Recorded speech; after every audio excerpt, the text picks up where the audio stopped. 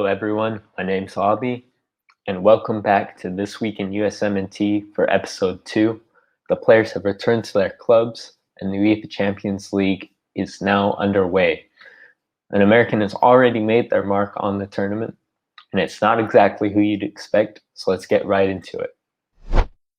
Starting with September 11th, Gianluca Busio played in Venezia's 2-1 win against Empoli on the road. This is a huge win for Venezia.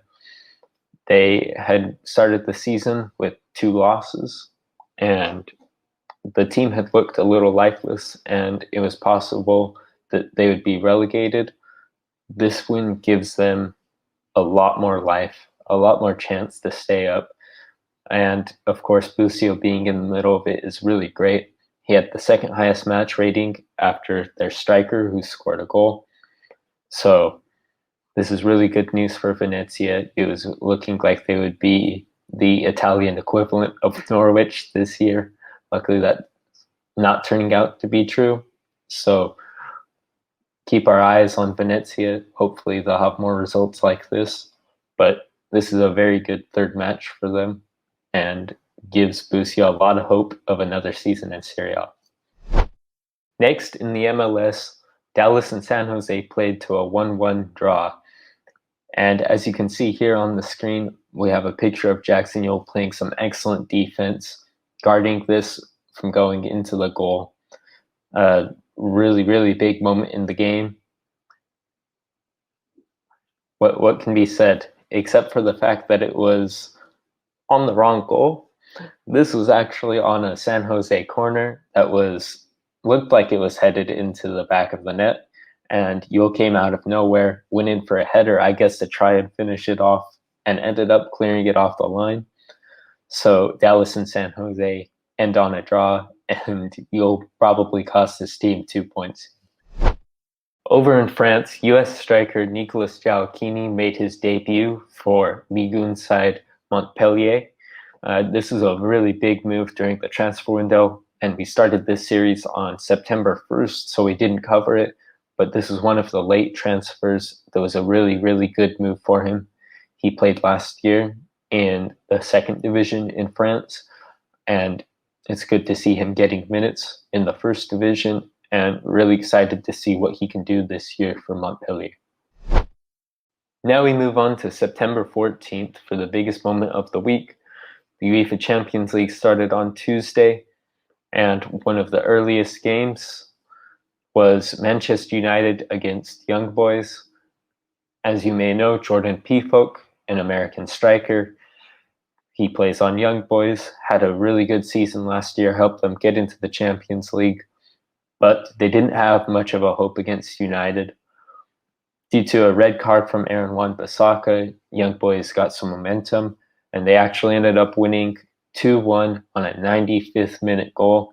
And who else would score it but Jordan Pefok? Huge goal for him.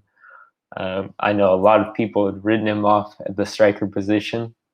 A lot of eyes on Ricardo Pepi and Josh Sargent, but he's making a mark himself on the Champions League.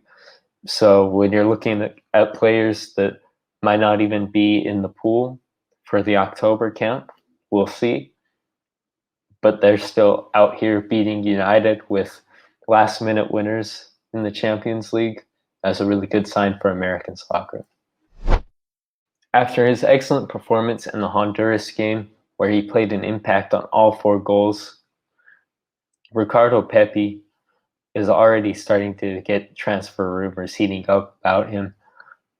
It was rumored that there were 3 Serie A clubs that were interested. It's now been confirmed that it was AC Milan, Bologna, and Venezia, and that Bologna had actually tried to sign him in January. So if he keeps lighting it up in the MLS and keeps getting called up to the USMNT, there's a very good chance that he could make a move by January, if not next summer. There's a lot of interest around him, a lot of promise in him, and he just has to keep doing what he's doing. He's already doing a great job, and it seems like he'll be taking a trip to Europe very, very soon. On to September 16th, the final day of news we're covering here. Kobe Hernandez Foster, who was recently with Wolfsburg, has now had contacts with clubs in Portugal and Germany. This is really important that he gets a move because Wolfsburg 2 that he had been playing on in the 4th division of Germany, I believe, had been dismantled. He was kind of shoved into the squad for the first team, but there might not have been a path to first team minutes, and he decided to part ways with him. So it's really important he finds a new home, and it's in a good league that will challenge him and help him grow as a player. He's really promising prospect for the US. He is a left back / defensive mid. He can also play center back, all positions that we could really use the depth in. So we have to hope that this situation turns out well for him. And he looks like he has interest. So we'll have to wait and see what happens, but this is really good news for him. CONCACAF has announced that their 2022 U20 Championship will decide which teams will be representing CONCACAF in the Olympics. This tournament is going to take place summer of next year, and the 4 semifinalists of that tournament will go to the U20 World Cup in 2023, and the 2 finalists of that tournament will go to the Olympics. This move was made because they wanted clubs that maybe were unable to get all of their players that were U20 players over in time for a March tournament. They wanted to help them out and give them the opportunity to call players in the summer when the season isn't rolling. This is really good news for the US because we have a lot of young talent in Europe. So we're probably going to be able to call a much better team to this tournament, but it's also really essential that we play well, because if we don't even get to the semifinals, we're not only looking at missing a Youth World Cup, but also an Olympics. And of course, there's going to be some competitive teams here, so we need to make sure we make it all the way to the final, even if that path leads through Mexico. It should be really exciting to see, but I'm really confident because we'll have our pick of the pool next summer. Definitely something to watch if you're interested in our youth prospects and if you're interested in seeing if we can make it to the Olympics. Hopefully it will turn out much better than our previous attempts at qualifying for the tournament. The final piece of news we're covering this week is the release of the new FIFA World Rankings. After winning Nations League and Gold Cup, we had moved up to 10th place. Now we've dropped to 13th after drawing El Salvador and Canada during the World Cup qualifier window. You may ask, why are FIFA World Rankings important? It's because it determines seeding for the FIFA World Cup. There are 4 pots for the groups, and they're determined by your rank. So if you have a really high rank, you would be in pot 1. If you have a really low rank, you'd be in pot 4. So number 1 through 7 would be in pot 1, 8 through 15 in pot 2, and so on. Now that would change if any of the top 15 teams weren't in the tournament. It would move one down. But for the most part, we want to make sure we're at least top 15, maybe even top 7 if we can get there, and be a first or a second seed in our group in World Cup.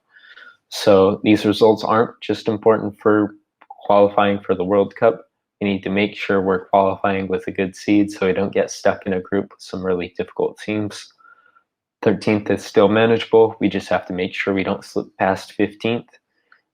And hopefully we can even dominate the rest of the World Cup qualifiers.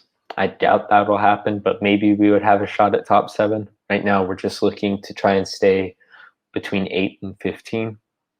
I believe the new world rankings will be released after every window, so we'll definitely be covering it on this channel. But yeah, 15 is that magic number we want to stay at or above.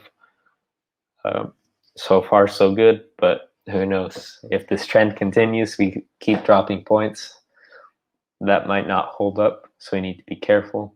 There's teams below us that are European teams They're playing some easier countries because of the depth in Europe. So they're going to be consistently gaining points. We need to pick up our results, make sure we don't slip. And that's it for episode 2 of This Week in USMNT. A much shorter episode this week, as they usually will be. That first week was a bit of an anomaly. We covered 10 days instead, and it was during the World Cup qualifier window. So I expect there will be more this length for the rest of the series. If you like the content, drop a like, subscribe, share it around to some of your friends that might be interested in American soccer. Let's get the sport growing in the US. If you have any feedback, any improvements you think I should make, any kind of content you'd like to see, leave a comment. I'll be reading through it all. Thanks for watching, and I hope you have a great week. We'll see you next Sunday.